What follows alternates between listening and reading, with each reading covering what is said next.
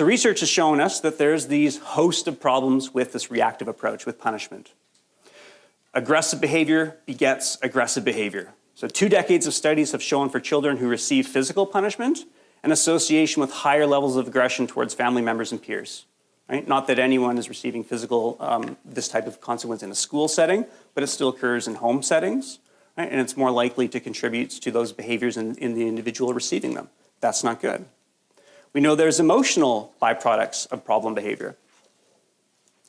Imagine you're the student who's being reprimanded, right? And you don't like being reprimanded. It's an aversive consequence, or it's intended to be at least. Punishment may be associated with emotional side effects, including crying and fearfulness. And if a child is being punished and is now crying at school, that's another behavior that interferes with the primary purpose of being at school, which is learning. If they're fearful because they're people delivering punishment, that fear is interfering with their ability to attend to instruction and learn in a school setting, right? So these emotional byproducts of receiving punishment interfere with learning, which is the focus of what most of us are doing most of the time. Escape and avoidant behaviors. The use of punishment may cause the associated people or situations to become punishing.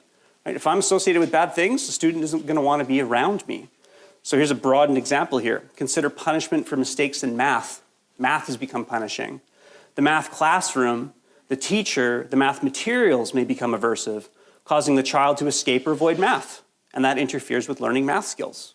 Right? So it's not just punishment that we're delivering, but failure to learn can also be another type of punishment, which is why we need to be looking at the curriculum, which is something that Dr. Kern-Cagle also alluded to early in her talk. Right?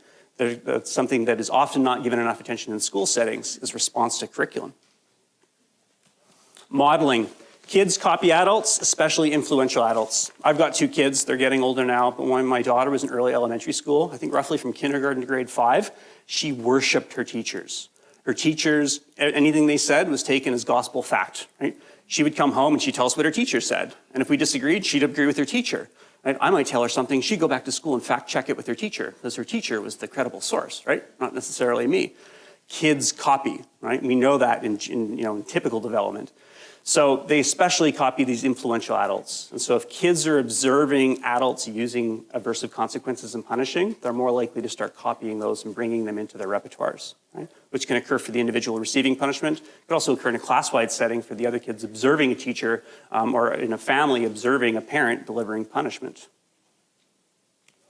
This is one of the biggest concerns to me, the potential negative effects of punishment, is the overuse of punishment.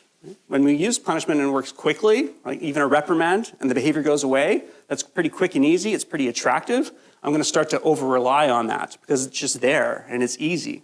And this means that I might not spend as much time thinking about how I can reinforce pro-social alternative behaviors, right? Because that takes more effort than just applying the punishment consequence. And there's this tendency, if we use some type of negative consequence, some type of punishing consequence to suppress a problem, a behavior we don't like, if that consequence stops being effective, then what do? We think about the next worst iteration of that thing, right? If I was fining your allowance $5 and that's not working, well, now $10. If there's a 10-minute detention, well, now it's a 20-minute detention. So we tend to up the ante when it comes to the use of punishment. And that's a slippery slope where suddenly people will find themselves violating human rights and susceptible to lawsuits and being on the news.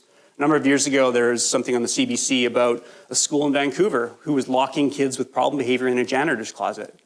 And that just blew up in the news, right? Bad press for the school. I'm sure nobody in the school had the intent of locking kids in a closet. They probably started with something far less problematic in terms of a consequence. And when it stopped working, they started to up the ante until suddenly they find themselves in the circumstance where they're doing something that they never had set out originally to do, right? But the problem behavior is a slippery slope. The other thing that concerns me when I work in high schools, sometimes every now and then I'll find a student whose appropriate behavior in high school is completely controlled by aversive contingencies, kind of by the threat of certain consequences. That's what holds things together. And my first question will be, how is this going to survive graduation? When we leave high school, if this is the only thing that's been working, how is this going to generalize and apply to the rest of the world the rest of the time? And the answer is it's probably not. It's not sustainable. So this isn't setting the person up for success after high school graduation, right? We need to be thinking long term. Dr. Kern-Cagle alluded to behavioral contrast. And behavioral contrast It's kind of like if you suppress a problem, it's like whack-a-mole. You suppress a problem in one setting and it pops up somewhere else. So the example here, if students' problem behavior is punished in math class and decreases, which means the math teacher is successful using punishment, has no problems, feels pretty good about it, there might be a corresponding increase in the next classroom over, right? And we call that the behavioral contrast. Suddenly the music teacher is saying, it's gotten so much worse this week, right? Because the use of punishment is person and place specific. The math teacher is the person, the math class is specific, it's working there, but it's not working everywhere else, and it can actually get worse in other places. That's behavioral contrast. In a school setting, that's no good. Similarly, if you're doing this at school and it's effective, you might see contrast at home. Or if it's effective at home, contrast at school, which goes to the point also made earlier this morning about the importance of consistency between these two environments to coordinate efforts to decrease the likelihood of contrast. And of course, one of the biggest issues is punishment sends a singular message. Don't do that. Stop that. That's not good, right? It sends a no message. It doesn't send a corresponding message of, I understand that there's a reason why you're doing this and here's a better way. It doesn't send an educative message about, instead of that, which we don't like, why don't we do this instead, which would be appropriate, and we can move forward with that pro-social communicative repertoire, right? So the focus should be on increasing behaviors. Punishment only focuses on suppressing behavior, and it doesn't teach anything except stop that. That's the only message it sends, and that's a huge limitation of the use of aversive consequences. So, summarizing it, the biggest problem, punishment may work in the short term, but the effects are typically not permanent.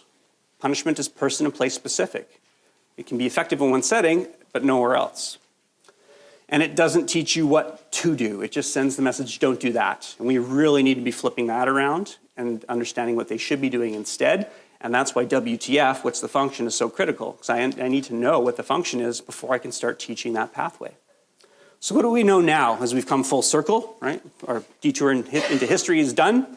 Behavior is learned. It's not inevitable. It's not tied to a diagnosis. It occurs as a function of the interplay between the person and their environment. Right? It's learned, it's environmental. It's not just in the person themselves. And it's highly adaptive. So we have to stop saying maladaptive. It works for the person doing it. Right? Highly adaptive behavior. So here's a helpful analogy that I came across a couple of years ago, online actually. Problem behavior is a living, breathing thing. You can refer to problem behavior as a beast if you like. And problem behavior as a living, breathing thing needs to eat. All living things need to eat. So we need to figure out what's on the menu. What's this problem behavior eating? Right? This is a very effective way, I think, of communicating the idea to a broader audience. Figure out what it's eating, and then you can change the menu. Right? You can at least not feed it, or you can find ways to suppress that appetite before it gets so hungry that it engages in the problem behavior. And this is where the question comes in. We have to ask, well, what's the function? Because that is inherently linked to what's on the menu, what's on that plate. What is it eating? It's eating its function.